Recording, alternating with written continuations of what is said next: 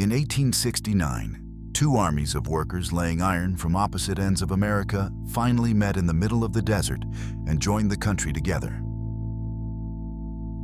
In 1863, two companies set out to do something no one had ever tried, to lay a railroad clear across America. One built east from California, the other west from Nebraska, racing to meet somewhere in the middle. Almost all of it was done by hand.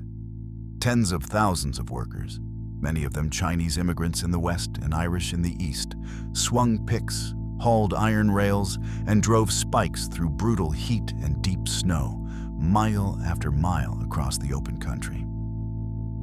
The pace became a kind of war between the two crews. They lived in moving camps that packed up and rolled forward as the line grew.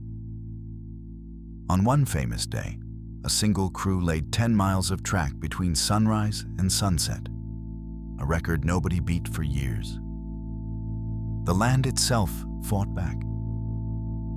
To cross deep canyons and rivers, crews raised enormous timber bridges like this one, built from the forests around them and held up by hand-cut beams.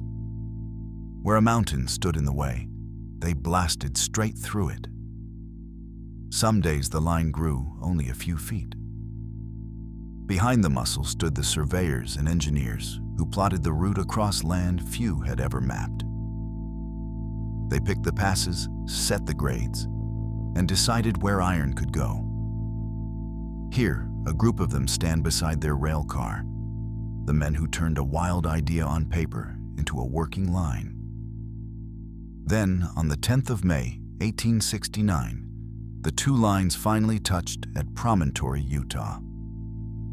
The locomotives rolled up until they almost kissed, and a man from each engine reached out to shake hands over the gap. East and west were joined. A trip that once took months by wagon would now take days. Built by hand across 2,000 miles, the railroad stitched a divided nation into one, and the world got smaller in an afternoon.